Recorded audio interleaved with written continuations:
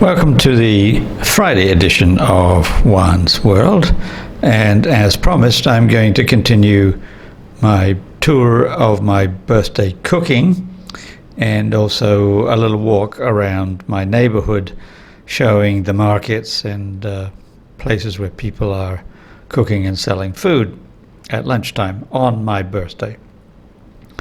So first things first, here's a little pot of soup cooking on one of the days of my birthday. I actually extended my birthday over 4 days because I just can't eat a big meal anymore on my birthday. So instead I had appetizers on one day, soup on the next day, lamb on the third day, and then some cheese and cake on the fourth day. It's the best I can do. I'm getting old. I'm 71 years old now. So let's get started.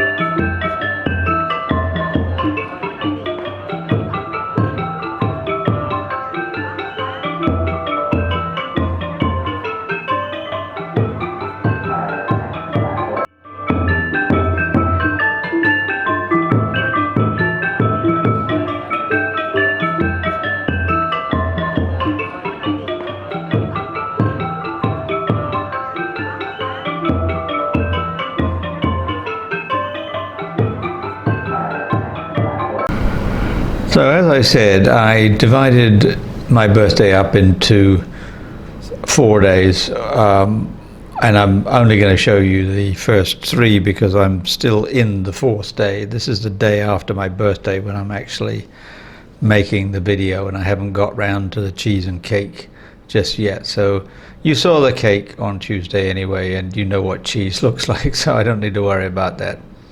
Let's start off with my appetizers.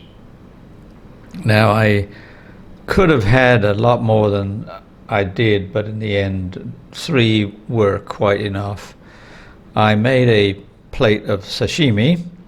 I got a nice piece of tuna from the fishmonger and served it up in fairly conventional manner with soy sauce and wasabi. Very, very ordinary in a way. But my second appetizer was an avocado. Very nice. The avocados right now are really quite wonderful. And I got a couple that I did various things with, including making guacamole at one point. But for this one, I just cut it open and did what we used to do back when I was a teenager. That is, take the seed out and fill it with various things. In wine bars when I was a teenager, they used to fill the whole with shrimp or cocktail prawns and a little bit of cocktail sauce. But here I've chopped up a little bit of raw tuna and mixed it with a spicy rice wine from China and filled up the whole that way. And then my third dish is kind of Spanish tapas, I guess. They are Spanish meats, including chorizo and jamón serrano, on a local bread, just making up a nice little snacky end to the appetizers. That was day 1. Day 2, I made a fish soup, and this actually is a very complex dish. You can see it bubbling away here, and then I'll move to a still of the finished product. I'm using my master stock for the basis, which is kind of fishy, but it's also very complicated with galangal and what they call awam and aquatic water, morning glory and what have you. So that's the base. And then lots and lots of different shellfish, cockles, mussels, oysters, and so forth. some potatoes, and some leeks, all merrily simmering together, and at the final point I added a few hot red peppers. That was day 2. Then day 3, my actual birthday, got a little complicated. I was intending to roast a duck, but I realized that was going to be a lot of meat, and I'm not sure that I could manage that. So the day before my birthday, I went down to a butcher and I found some shoulder lamb chops. And I thought, well, I'll just grill up a lamb chop, and I'll also make a mushroom gravy for the lamb, and I'll make what the Irish call cannon, what the English call bubble and squeak. And you can see it here.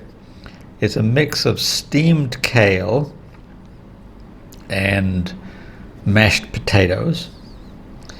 And how I did it was that I made the kale and the potatoes separately and then put them into a skillet, and I added a few spices, including what the French call quatre épices, which, if I remember rightly, is cloves, cinnamon, nutmeg, and ginger. And then at the last minute, I added some leeks, fried it all together. That made my vegetables. And for the gravy, I did what they do in Louisiana, which is that I first made a roux. The roux is made from some kind of fat. In this case, I was using olive oil and flour, and then you stir over low heat for a very long time until the flour browns. So that gives a thickening agent and also a coloring agent. And then I added to that some mushroom stock and some mushrooms, and that formed the sauce.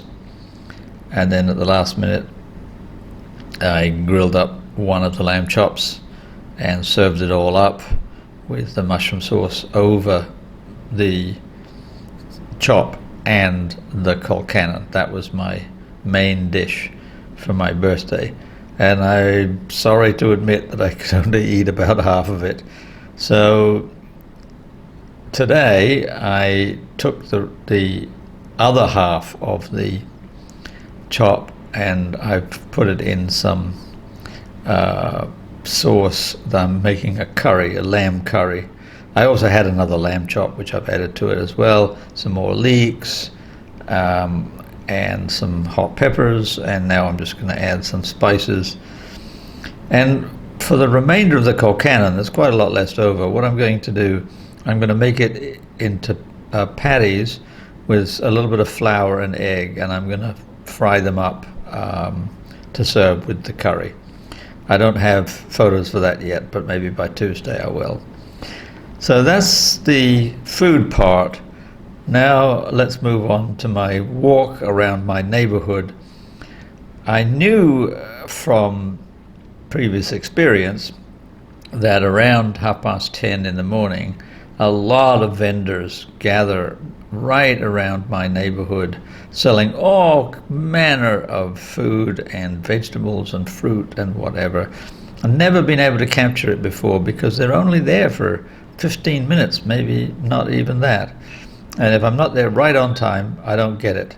So on my birthday, I was able to walk around and capture the whole experience, and I'll give you that next.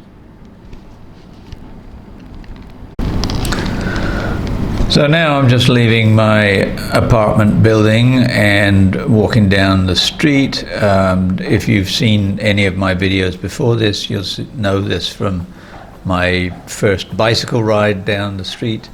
On the right is a little store where you can get a lot of odds and ends, cigarettes, drinks,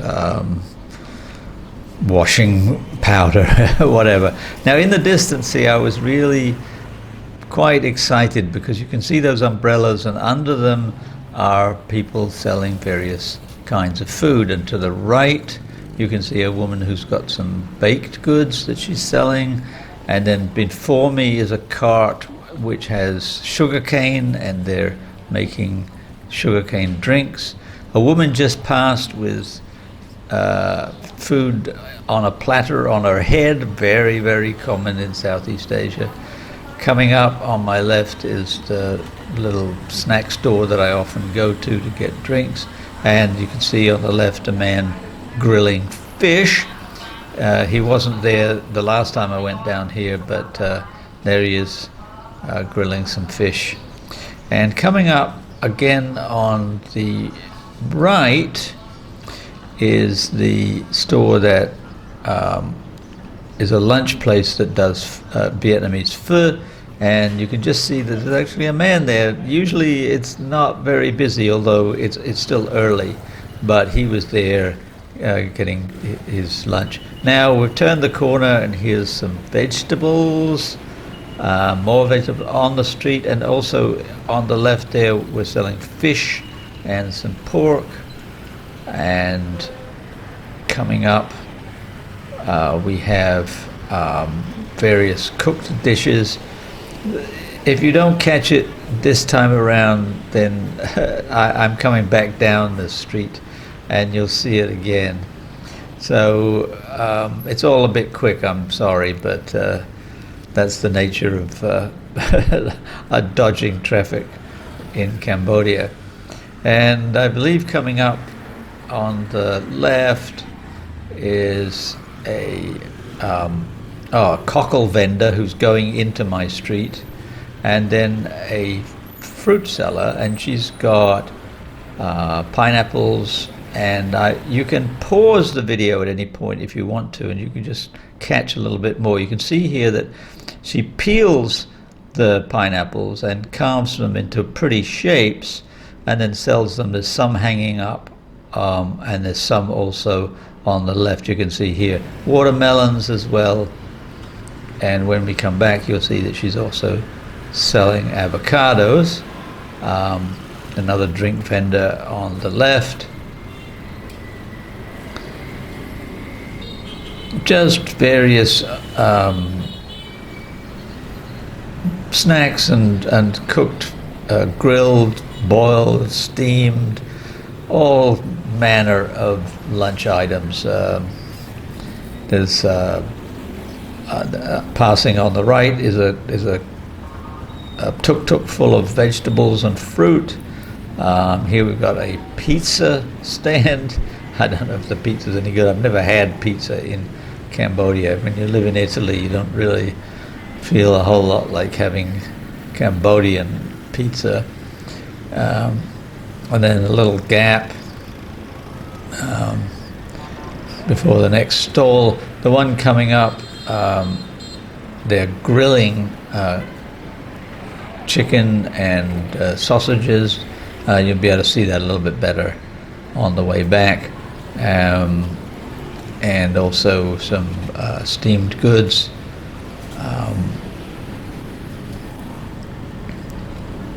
Now we have more street side vegetables, and I'm just about coming to the end now and turned around so that we can see them in the other direction. So lots of food. The woman is carrying a kind of onion, a green onion, like a spring onion, if you like. Here's some steamed buns.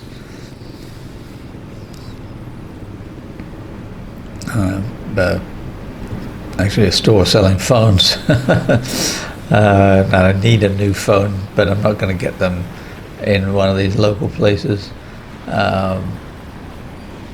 I've got a special store I'll go to at the time. Now here's just a clothing store, like jam-packed with shirts and dresses and whatnot. More snacks. And the vegetables again.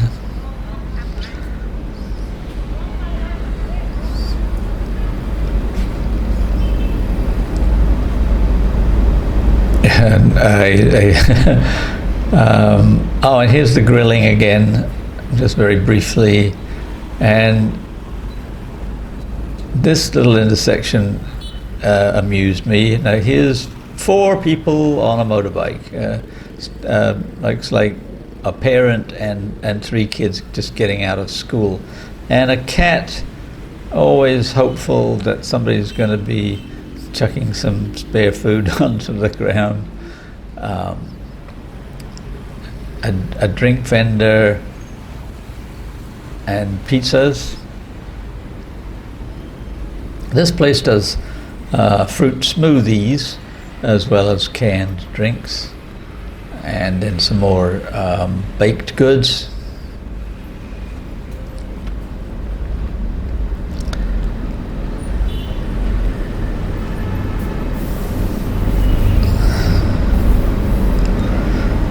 And I think we're coming back up to the place that did the pineapples and watermelons, and you can see from this angle that she's also selling a lot of avocados. They're very fresh and ripe at this time of year. And the tail end of the street, just coming back up to the vegetable vendors on the pavement. We've got all kinds of greens and whatnot. Here's a very, very typical Cambodian cart full of junk of various sorts. And these, the golden things, are actually highly decorated coconuts that are used. And across the street, which you can just about see, is a coconut vendor. Now we're moving back down into my street towards my apartment building. The third place is on the left. The guy who was eating is gone. People eat very quickly at lunchtime in Cambodia for various reasons. And you can see as we approach that there's already, in just those few minutes that I was gone, there's about 4 more carts in the street, including on the left. I'm going to walk up to him. A vegetable vendor. He's got bitter melons and cucumbers and sweet potatoes. The cockle vendor that we passed in the street is now here, and then yet more vegetables of various sorts. And you can see that the place that was closed when we passed here is now open for people to come out for lunch. So 11 o'clock is lunchtime. People don't like to eat in the heat of the day. And here we have the guy grilling some sausages and has some buns to put them on. And so that's my walk around my neighborhood. So there's my birthday. I'm now 71 years old, and looking down the road to my next birthday, I'm hoping that by the time I turn 72, I'll be able to escape Cambodia, at least for a visit, not for a move to a new location, as I had originally planned. But no, I'm going to stay in Cambodia. But I will be able to travel around. I want to go back to Borneo. I'd like to go to Java. I'd like to visit South Australia. Lots of things I'd like to do, but for now, I hope that you enjoy the video. Please like and subscribe, tell your friends, have a good weekend, and I will see you all next Tuesday.